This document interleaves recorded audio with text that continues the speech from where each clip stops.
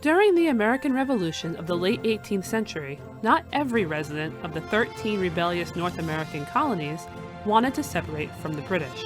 What happened to the thousands of people faithful to the crown when independence was achieved?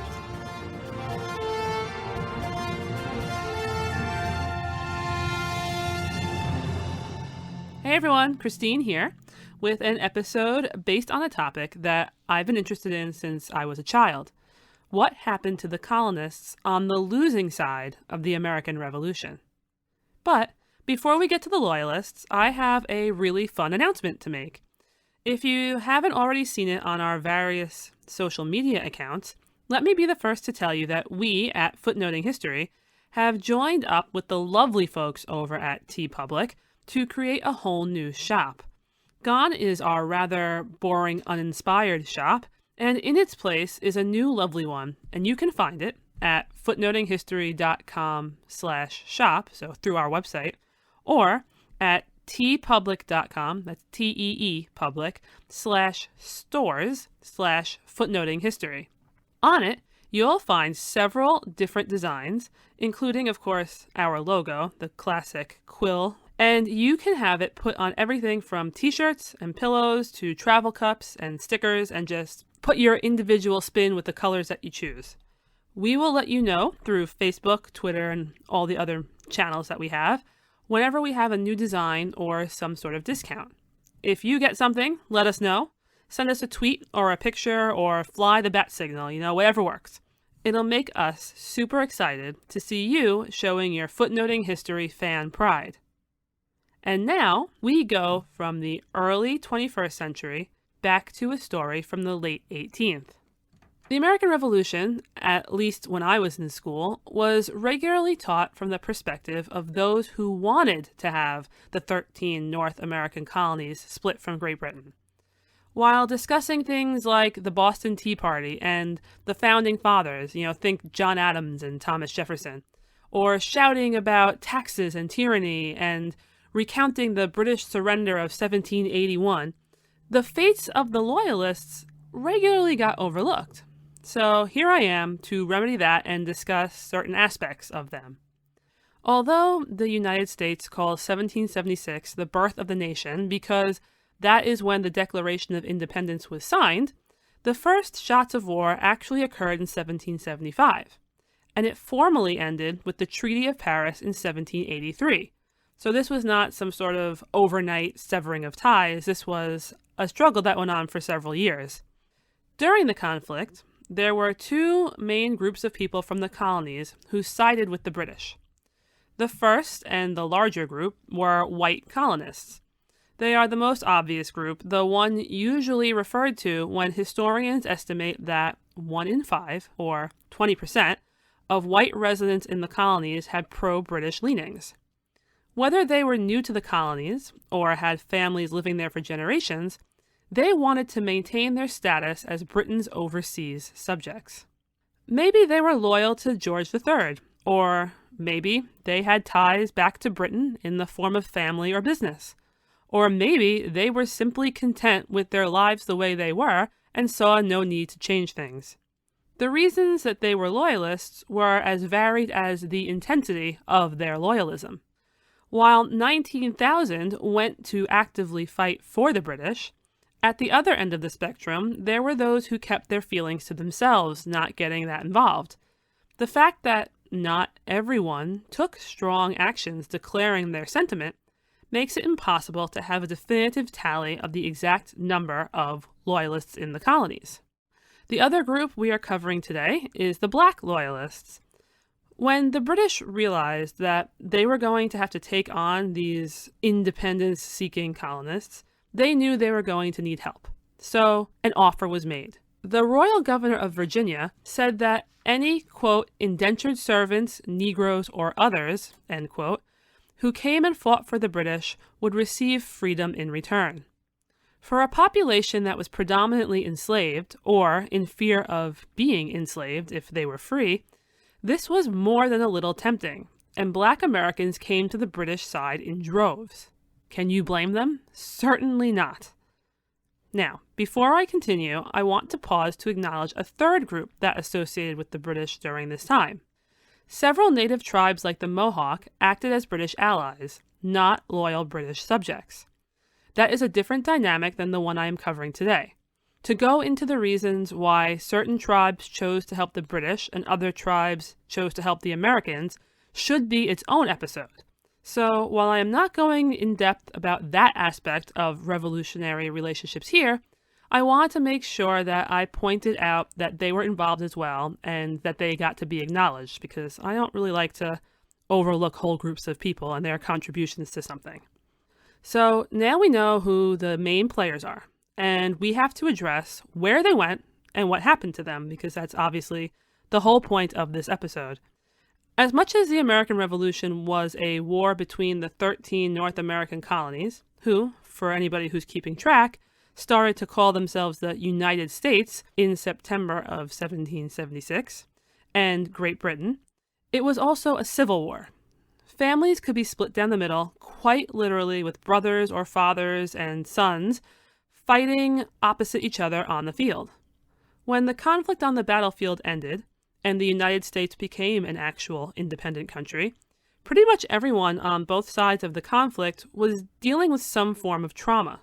Most Loyalists opted to stay where they were, despite their personal preference of remaining British. But there were at least 60,000 Loyalists, who, by the way, owned some 15,000 slaves, who would not remain within the United States borders. This is quite the population to be dealt with. For many, the process of changing homes during the war began by moving to one of the Loyalist stronghold cities. The main cities for this were New York in New York, Charleston in South Carolina, Savannah in Georgia. Shout out to our listener, Savannah Pine, who I informed had to be a Loyalist because of sharing her name with there, and St. Augustine in what is now Florida. These Loyalists had their lives disrupted, their livelihoods lost, and their homes and properties confiscated or destroyed. It was not uncommon for the states to identify Loyalists and strip them of their land and property and then banish them, because they were, after all, basically traitors. These people had literally given up and lost everything for their failed cause. They turned, understandably so, to the British for aid. And the British government knew that they had to do something about all these displaced, poor people who supported them. After all, they were British subjects, and they fought for the right to remain so when others wanted to abandon it. First, during negotiating the peace treaty, they tried to get the United States to agree to compensate the Loyalists for land and property taken. But the only thing they obtained was a promise from Congress to ask the states to do something about it, which of course meant that the states would not, and the Loyalists were out of luck. They were further out of luck if they wished to stay close to their old homes. Many of the Loyalists' biggest hopes centered on St. Augustine in eastern Florida. Though it was not part of the 13 rebellious colonies, this region came under British rule at the conclusion of the 7 Years' War back in the 1760s. During the American Revolution, it became a lightning rod for Loyalists, a place of safety and security beyond the war and, they hoped, their new permanent home. This was not to be the case, because in 1783, the same Treaty of Paris that showed they would get no compensation from the United States also revealed that Britain agreed to cede its Floridian holdings to Spain. The Loyalists would have to evacuate. This was delightful. Britain hadn't left them completely high and dry, though, even though many of them probably felt that way. It formed a commission specifically to take in, examine, and decide on Loyalist claims for lost property and objects.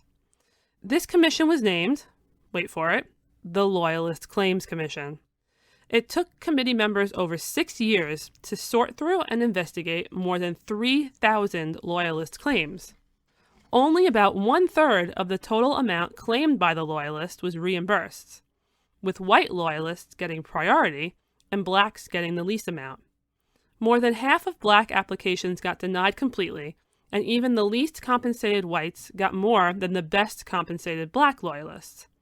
And those best compensated black Loyalists often only even got something because they had a prominent white loyalist to speak for them. The overwhelming loyalist emotion at this point was disappointment, and maybe, for some, disillusionment, because they had had hopes and seen that they were not going to be reached. Great. So they had no homes and little forthcoming compensation. Since it took years for all the claims to be sorted, where they lived had to be determined before compensation was necessarily granted. So where did they go? Well, Britain gave them a pretty wide-ranging option of relocating to anywhere within the empire. And that's exactly what they did. Getting the Loyalists out, regardless of which location they were in, spanning from New York down to St. Augustine, took months. Although the British had surrendered in October of 1781, and the last British soldiers left New York in 1783, St. Augustine was still evacuating Loyalists as late as November 1785, well after many other Loyalists who left earlier were already settled in their chosen destinations. I have to admit, I had no idea exactly how far and wide the Loyalists scattered when I started researching this, but to answer where did they go with everywhere really would not be too far off. 3 places where Loyalists sought refuge were the West Indies, Canada, and Britain itself. Sadly, it is believed that 50% more blacks left the United States as slaves as opposed to as free Loyalists. But those free Loyalists certainly left their marks. One really cool contribution is that long before white missionaries went to the West Indies, black Loyalist preachers began the first Baptist churches in Jamaica and the Bahamas. Now, not everyone wanted to move to the islands, though, and some went in the other direction. Approximately 3,500 black Loyalists made their way to Canada's maritime provinces like Nova Scotia and New Brunswick, and another amount decided that they were going to go across the Atlantic to London, England. For many in both of these groups, this would not be their last stop. In Canada, land was allotted to the black Loyalists, but it was certainly not as much as was given to their white counterparts, nor were their locations as desirable. Unhappiness and inequality were widespread. So, at the end of 1790, the dire state of these people was brought to the attention of the government in London, and Britain agreed to help those who wished to emigrate elsewhere. They did not anticipate, however, that over 1,100 people wanted to relocate to a place where they believed their opportunities would be better with less prejudice due to color. Where was this place that so many black Loyalists wanted to go to instead of staying in Canada? Hold that thought. Let's consider it a tiny cliffhanger, because we're going to go back to it shortly. At the same time as all of this settling into Canada was going on, the group that went to England was having its own difficulties. With the Commission's committee failing them, and work being nearly impossible to come by, they by and large found themselves destitute and on the street. This upset many a Londoner. Even the new Committee to Aid Black Poor, have you noticed they weren't very creative in their naming, found the problem could not be alleviated merely by distributing 6 pence to the people each day. So, Britain decided to try and remove the black population from London, preferably as quickly as possible. They planned to relocate them to the west coast of Africa, in modern-day Sierra Leone. As you can imagine, this is not what black Loyalists envisioned when they decided to come to England and enjoy their lives in freedom. Still, eventually, after they insisted on having a written guarantee that they would be free in Africa, almost 700 people were contracted to leave England in the fall of 1786. However, when the ships sailed, over 400 of the contracted people failed to go. Some chose to return to the U.S. when they learned that Britain didn't want them. Still others didn't trust that there was really a plan for a proper colony, or, they believed even worse, that Britain was purposely duping them, and once they got on the ship, they wouldn't go to Africa at all. They would be headed to the new penal colony of Botany Bay in Australia. Those who did go, ultimately, were a combination of ex-slaves from the former American colonies and free black people who had come from other areas. Now, what this mixed group encountered in their new home on Africa's coast was not exactly an improvement on their situation. They faced bad weather that hurt their health, and it caused numerous deaths, and it prevented their attempts at agriculture and building a solid colony. It was very difficult for them to try and succeed because everything seemed stacked against them.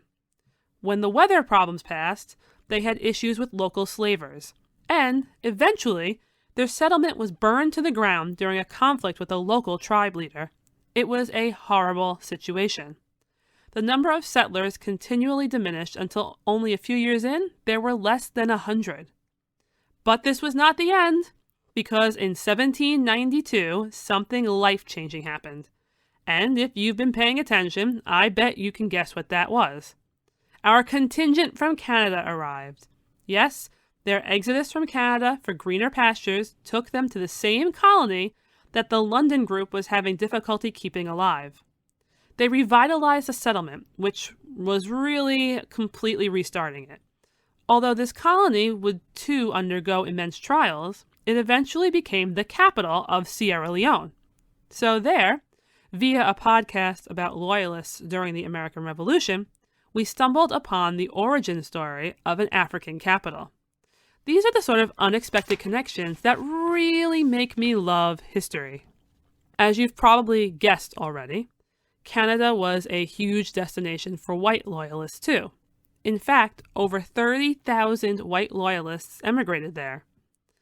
These Loyalists predominantly settled in the same types of places, like the Maritimes or Ontario and Quebec. And although the British government claimed it was fine for the Loyalists to go there, that doesn't mean absorbing them was an easy task.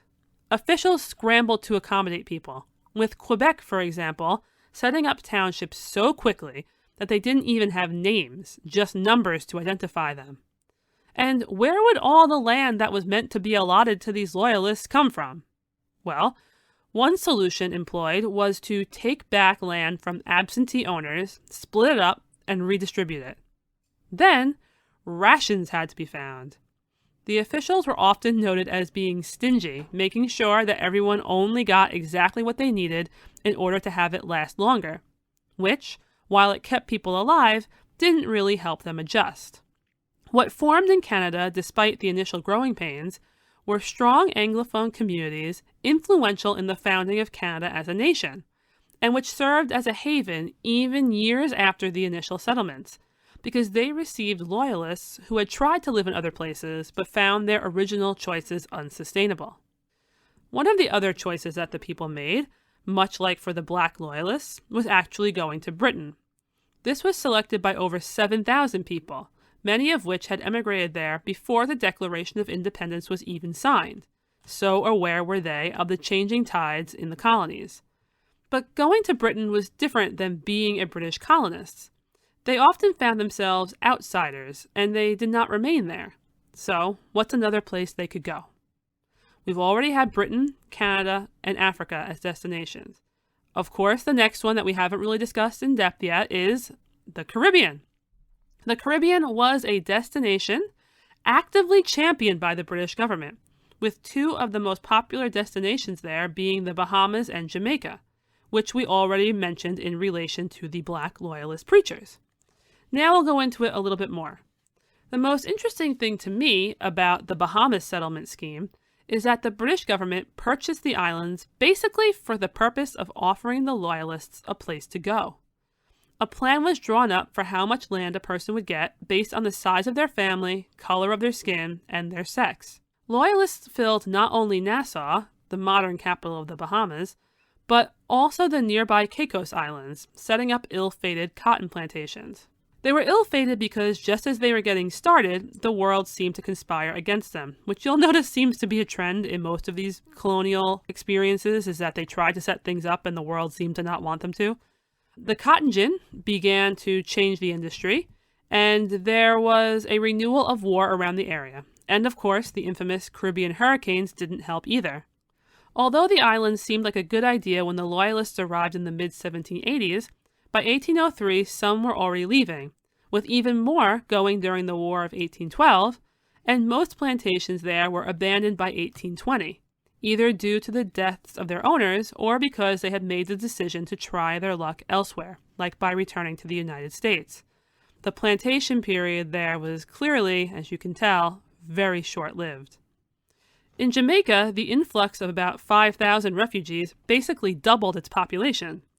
The island was not well suited to taking on such massive amounts of people at one go, and it endured a cycle of hurricanes that also damaged attempts at agriculture for almost a decade. There, between 1783 and 1784 alone, nearly 30,000 acres were divided out for American refugee loyalist use. But many found their land to be large areas of salt marsh, and either refused to occupy it or accepted it but then abandoned it within a year. In Kingston, Loyalist settlers found themselves at odds with the pre-existing merchants who resented the tax exemptions granted to them to ease their burdens. These difficulties caused a group of Loyalists to decide, you know what, Jamaica's not working out for me, and they hopped over to the Mosquito Shore on the coast of what is now Honduras. There, they joined in the logwood and mahogany trade, only to find that in 1787, their evacuation from there was ordered, driving 2,200 people, many of which were the refugee Loyalists, to what is now Belize. What a life! Every refugee Loyalist had a different path, but no matter what, it really wasn't easy. Look, okay, so we're going to end with 3 specific examples, just to give you a taste of some actual lives and some of the things that they went through, both good and bad. First, we'll start with white Loyalist James Dandridge Yarborough. He started off in South Carolina around 1772, but by 1787, he was in Belize, like I just mentioned. Having been banished before when he was in the colonies and having his land confiscated during the war, he spent time in Jamaica and on the Mosquito Shore along the way. But his name is still mostly known in Belize because land from his plantations were used for a British cemetery there. Meanwhile, example number 2, we have black Loyalist John Provy, who was a North Carolina ex-slave who served in the British Army during the war. He then went to England, and his claim was denied by the Commission. There, he and his wife Anne, who was a white woman, and daughter Louisa were among those scheduled to go to Africa, and they were indeed on the boarded passenger list. However, both John and his daughter died before their ship sailed, leaving Anne to go on to Sierra Leone alone as a widow. Our final example is white Loyalist Elizabeth Johnston. She followed a path that went from Georgia to Florida to Scotland to Jamaica to Nova Scotia.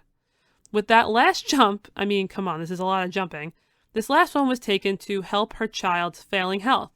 But, being without her husband, she went from Jamaica to Nova Scotia with the child, or some of her children, and not her husband because he remained in Jamaica. Unfortunately, when she did this, that meant she would never see him again, because he passed away in Jamaica, never making it to Nova Scotia, where Mrs. Johnston finally felt happy surrounded by other Loyalists and saw her children grow up to live fruitful lives. What it all ultimately indicates is that as a refugee Loyalist, you likely endured years of discomfort, travel, and grief as you fought to build a new life in a foreign place that may or may not have welcomed you, no matter how British you wanted to be. And there was little way of knowing when you first set out exactly how or where it would all end. This has been Footnoting History. If you like the podcast, be sure to visit our website, footnotinghistory.com, where you can find links to further reading suggestions related to this week's episode, as well as a calendar of upcoming podcasts. You can also like us on Facebook and follow us on Twitter @HistoryFootnote. Until next time, remember, the best stories are always in the footnotes.